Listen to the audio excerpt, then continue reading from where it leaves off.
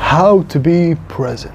So in 2023, I was 14 years old and it was the summer of 2023, and my parents basically signed me up for like this church camp basically. So the church, right, they have like this summer camp, this 3-day summer camp where you go with like 50 or 60 other kids, right? And they teach you a lot of like spiritual things, you know, about Christianity, but also you do a lot of like fun, like summer activities basically, right? So I went to this camp and I had this massive problem in my life, which was, you know, someone would speak to me, right? Like I'm speaking to you right now. But when someone would speak to me, my mind would wander off into something else and I wouldn't even focus on what the other person was saying. And I couldn't speak. I don't know how to describe it. Like, it's basically like social anxiety, but at the same time, I had like very bad attention span. Like I couldn't focus or be present at all. And at the same time, I had like severe social anxiety, right? And that made me so lonely. No one wanted to be my friend. And that was honestly one of the saddest times of my life when I went to that camp. That was hard. Like it was really hard. I actually remember, you know, you basically have like a room with two other people, right? So I was with two other boys, right? And I just told them, like, we're supposed to go to sleep, like it's the end of the first day. And my day was just terrible, right? I couldn't speak to anyone because I wasn't present at all. And I had this also severe social anxiety, right? So I couldn't speak to anyone. So all I did was I just went in the bathroom and I just cried. I cried like, you know, when you cry like really hard and you look at yourself in the mirror and then you cry back. I just cried. Like it was a very hard time. And the root cause of all this was that I wasn't able to be present. And this was a massive problem for me. Like this was one of the biggest problems for me. But then, after that camp, yes, it was a very hard experience, but then, you know, I started meditating because I understood, you know, it was because I was a person. I started meditating, started getting into self-improvement, started, you know, deleting social media, reading how to influence people and improve my social skills, right? And I actually became present. I was actually able to focus, and I actually became happy, because the thing about presence is, and there are tons and tons of studies that show this, is that we as human beings, we are happiest when we are present, when we are 100% focused on the present moment and on nothing else. Alright, so this is how I became present. And presence is basically when you are focused on the here and now, nothing else. You don't have any other thoughts in your mind. Right? And the problem is, like 99% of people right now have like very terrible attention spans basically. Like they can't focus for like a few seconds, right? Like this whole video, I'm just focused on this. I'm not focusing on anything else. My mind is just present because of the things I have done that I will tell you in this video. Now, after 3 years of self-improvement, this is how I became present. Now, for me personally, the single greatest way to be present and focus on now, right, and on nothing else, and what actually saved me, is meditation. And there are tons and tons of studies that show the benefits of meditation. There are tons of benefits to meditation. There are tons of studies that show and prove that meditation improves mood, improves focus, you know, makes you present, reduces stress, reduces anxiety, boosts self-control. There are so many benefits to meditation, bro. And I know like it's boring and things like that, but it is so beneficial for us as humans. So here is how I actually meditate, and this is actually like the scientific way. Like I learned this from Andrew Huberman, and this totally changed my life, right? I basically do this meditation for 30 minutes every single day, and it gives me all the benefits, and it totally changed my entire life. If you want, you can try it with me if you want. Now, first thing, step one is I focus on my breath. So take a deep breath in and out, and I focus on it. You focus on like the every single like little atom going inside your nose and going outside. I put all my focus on my breath, basically. All right. Now, step two, and this is what is supposed to happen, right? Is when I'm focused on my breath, right, going in and out, my mind wanders into thoughts. My mind thinks about something else, anything else, right? You know, my friends, or you know, like a girl or something, or like, what am I gonna eat after this? Just anything, right? My mind wanders into something else, into any other thought.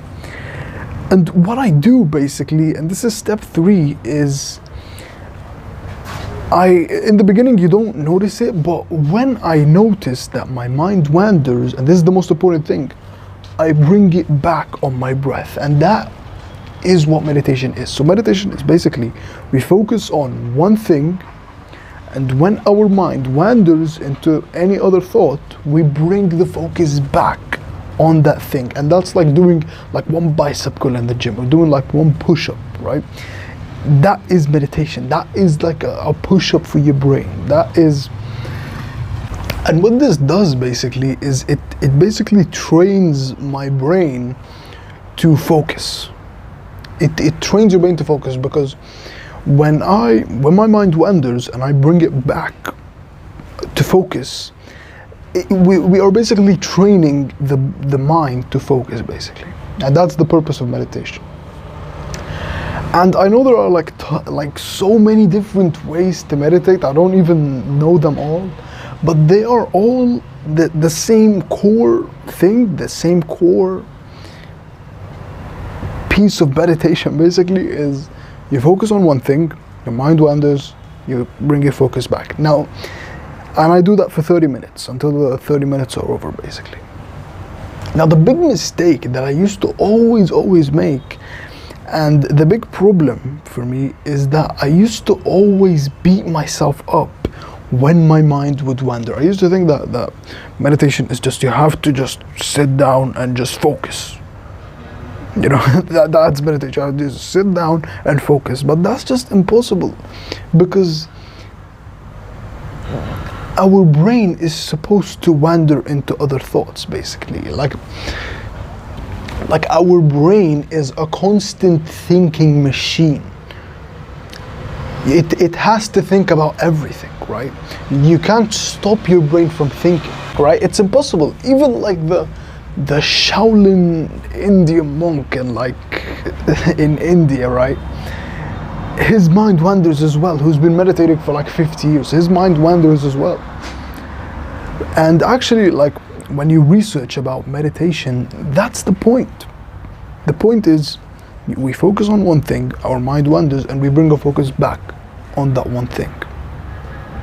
So the point of meditation is, you focus on one thing, your mind wanders, you focus back. Now, the first time I tried this meditation, honestly, I couldn't even do like 1 minute. I could barely do 1 minute, because my mind was so full of all this social media and all these shorts and all these things, right? Just destroying my brain. I could barely even focus for like 1 minute, because my attention span was basically just destroyed, right? And that is why I wasn't present in social situations or present in day-to-day life, right? Because my attention span was completely destroyed. But I kept increasing every week. So basically, what I did was I would meditate for 1 minute, right? Like the most minimum thing ever. Meditate for 1 minute, and the next week 2 minutes, the next week 3 minutes. So just keep increasing by minute, until now I'm doing like 30 minutes, right? Now, honestly, that's a bit too extreme. What you can do, I think, right, is you can do like 5 minutes, start with 5 minutes, and then when you think that you're ready for something else, you do like 10 minutes, and then when you think you're ready for 15, you do 15, and then 20, and then 25, 30, and so on. So the first thing, meditation is what made me present, basically. It's what trained my mind to be present and focus, right? The second thing that made me present was deleting all social media. Social media, it's a big problem, honestly. It's a big problem that most people are unaware of. But it destroyed me, because not only did it make me not able to focus, but it also made me depressed and sad, because I was comparing myself to everyone else, right? Because I was all the time scrolling, on Instagram and TikTok and things like that, and those things are very addictive. And I would just see someone appearing as they were living a better life than me, and that would just make me sad and depressed, because my life sucks, right? So social media really destroyed my life. And honestly, like, I'm gonna be honest with you, bro, like, I deleted social media a long time ago. Like, I've deleted all social media except YouTube and WhatsApp for 2 years now. And I just look at, like, other people, like my friends and like school and just everyone around me, like, and I just feel bad. Like, honestly, I just feel bad, like, because I know how bad these things just destroy our mental health. Like, think about this, bro. Think about this. They literally bring scientists, right? The people who create these social media platforms, they literally bring scientists, the smartest people on earth, to basically make me and you addicted to it so they can make more money. Like, how psychopathic is that? Like, how destructive is that to humanity, right? Now, I'm not gonna go into too much detail and rant about, people making money off our backs, but I'm telling you, deleting social media, it was one of the best decisions I've ever made in my life. Ever. Like, I literally felt like a kid again. And the thing is, every single time I try to download it again or try to view it again, I literally feel like I'm, like, even if I view it for like 5 seconds, if I view like Instagram for like 5 seconds and see someone's post, I literally feel depressed again. Like, I literally, my whole day becomes ruined. That's how destructive it is to me. I'm telling you, bro, like, it's one of the best decisions I've ever made in my life, is deleting social media. And it was really hard for me to delete it, because, I was addicted to it for all these years, social media. But I'm telling you, like, when I did delete it, and I'm gonna tell you how I deleted it, but I have never felt more freedom and happiness and fulfillment in my life ever after I deleted social media, right? So here is how I actually was able to delete social media. I basically never looked back, right? So the first thing that I did was I didn't delete social media. All I did, because it was basically really hard for me to delete all social media, was I just muted all the notifications on my phone. And I still have this, like, I don't have any notifications at all on my phone, not even WhatsApp, not even YouTube, nothing, right? Because these notifications, again, they hurt your mental health. Like, I don't know why no one speaks about this at all, but they affect your mental health in a very negative way. Basically, notifications are basically like 80% of the addiction. I'm being honest, like 80% of staying on social media is the notifications. So if you just, and this is what happened to me, when I just turned off all the notifications on my phone, on everything, right? I'm talking everything. I didn't sit on social media that much. I'm gonna be honest, I still opened like Facebook and Instagram and things like that, but way less. because there wasn't these notifications popping up all the time, right? So that's the first step, is I muted all the notifications, all right?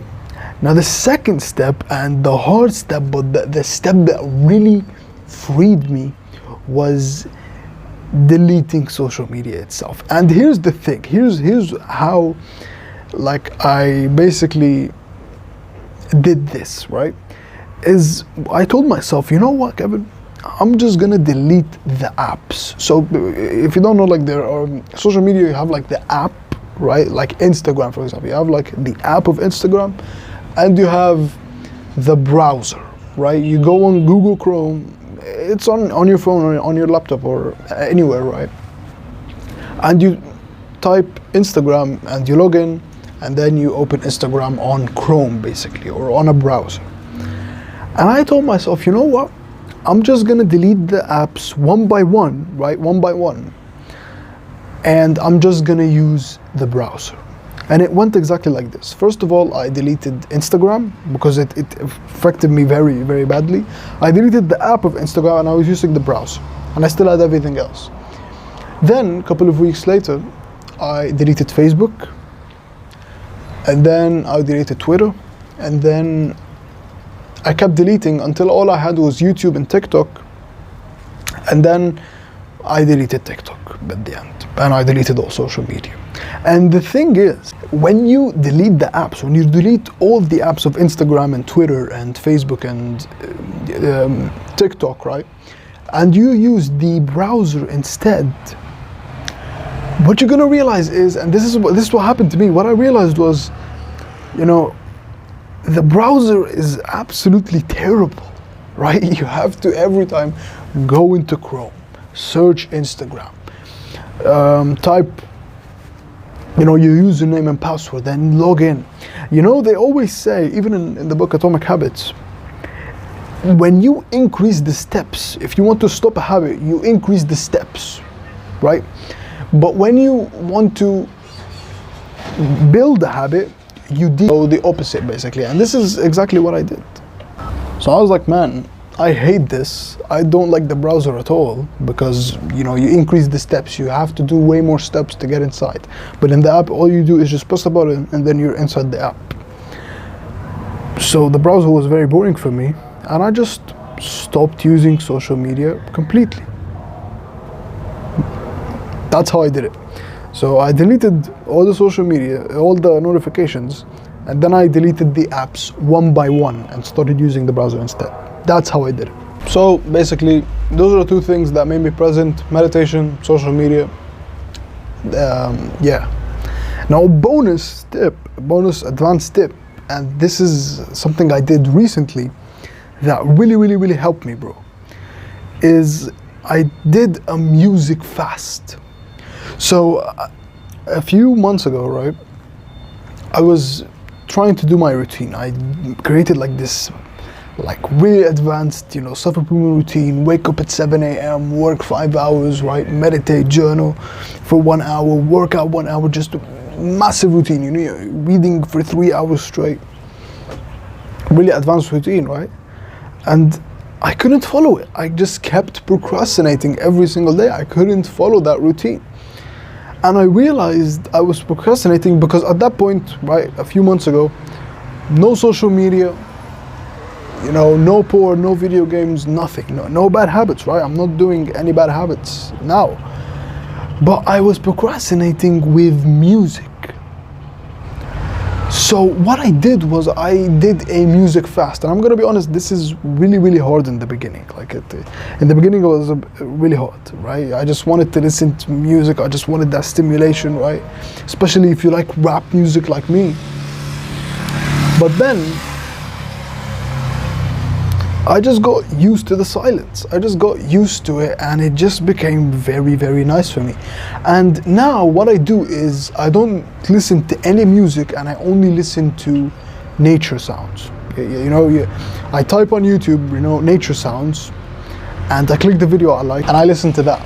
So all I am allowed to listen to, you know, right now, is nature sounds and silence. That's it. Well, I don't listen to anything else, and I am telling you, the focus and the presence that I have right now is just insane. Like, look at me right now, bro. Like, I haven't had any thoughts in my mind while I'm speaking to you, right?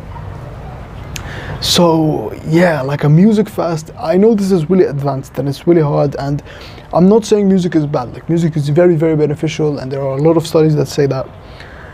But you know, if you're advanced and you want to be present, you can try it, and I promise you will notice the difference. It is insane, the amount of presence and focus that you will have, right? So that's how I became present.